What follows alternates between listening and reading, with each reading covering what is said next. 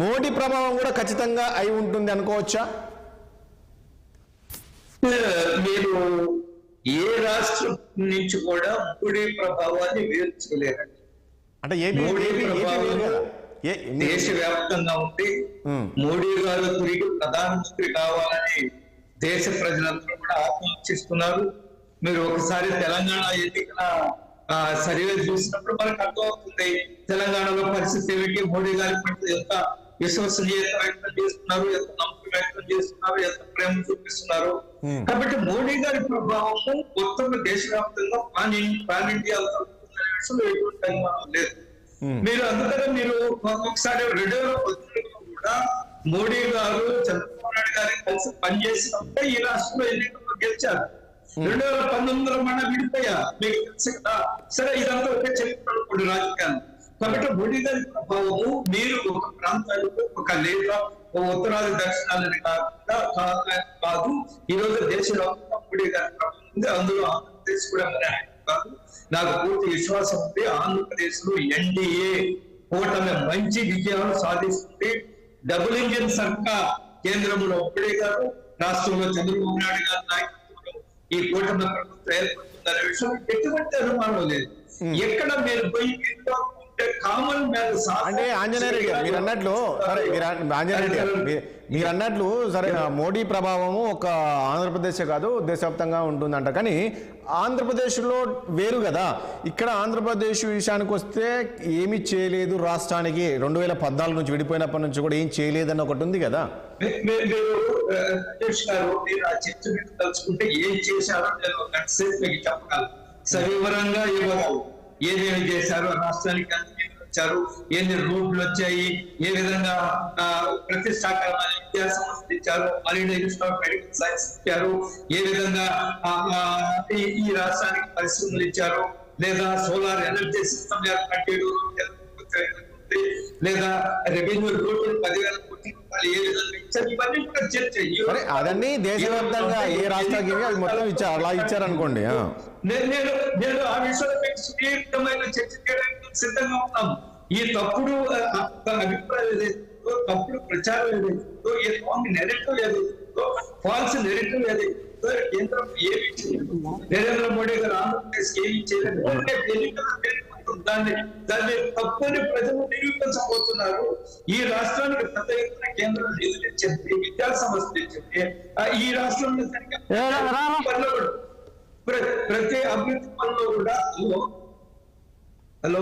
మాట్లాడే ఆంజనేయ రెడ్డి గారు ప్లీజ్ కేంద్ర భాగస్వామ్యం ఉంది, కేంద్రం యొక్క కంట్రిబ్యూషన్ ఉంది. ఇదే ప్రజలు అర్థం చేస్తున్నారు, ప్రజలకు తెలుసు. ఓకే మ్యూట్ లో ఉన్నారండి. కానీ ఈ ఎన్నికల్లో మేము కూటమితో కలిసి మంచి విజయాలు సాధిస్తున్నాం. భారతీయ జనతా పార్టీ కూడా మంచి విజయాలు సాధిస్తుంది, కూటమి వస్తుంది. అందులో నేను ఒక 2-3 కారణాలు మీకు చాలా ఉంది. కూటమి ఎందుకు అధికారం వస్తుంది, వైసీపీ ఎందుకు ఓడిపోతుందని చెప్పడానికి ఒక 100 రీజన్స్ చెప్తాను. కానీ ఒక ప్రధానంగా 3 రీజన్స్ మాత్రం మీకు చెప్పదలుచుకున్నారు. ఒకటి నంబర్ 1, మద్యము సంపూర్ణ మద్య నిషేధము పూర్తిగా ఫెయిల్ అయింది. వాళ్ళు ఇచ్చిన మాట నిలబెట్టుకోలేకపోయారు. సంపూర్ణ మద్య నిషేధం చేస్తానని మాటని ఇక్కడ ప్రజలు, ప్రత్యేకంగా మహిళలు, మధ్యతరగతి వాళ్ళు, పేద మహిళలు, మిడిల్ క్లాస్ మహిళలు ప్రత్యేకంగా నమ్మారు. ఎందుకంటే మద్యం కుటుంబాలు సర్వనాశనం అయిపోతున్నారు. కాబట్టి ఈయన యువకుడు, ఈయన మంచివాడు, వస్తున్నాడు అధికారానికి, మాట చెప్పాడు, నిలబడతాడు, మడిలు తిప్పుడని చెప్తున్నాడు. కాబట్టి సంపూర్ణ మద్య నిషేధం దొరికితే మా కుటుంబాలు బాగుపడతాయి, బాగుపడుతుందని పేద ప్రజలు, మహిళలు ప్రత్యేకంగా పెద్ద ఎత్తున ఓట్లేశారు. అదే మహిళలు ఈరోజు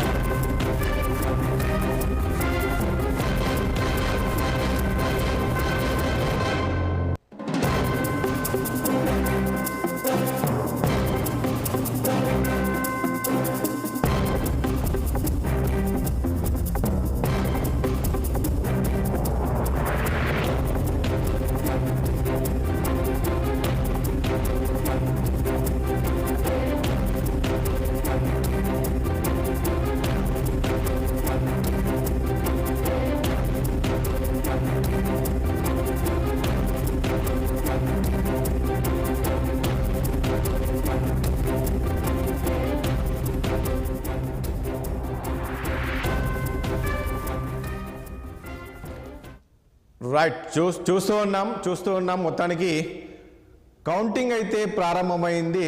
పోస్టల్ బ్యాలెట్ లెక్కింపు ఇప్పుడే ప్రారంభమైంది.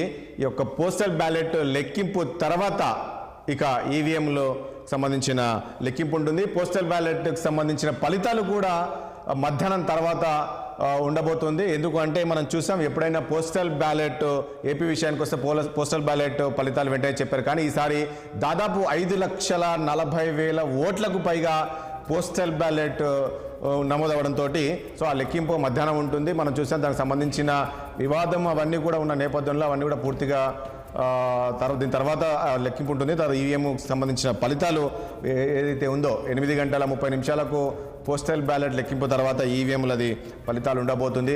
మనం చూస్తున్నాం ప్రారంభమైంది, దేశవ్యాప్తంగా కూడా ప్రారంభమైంది.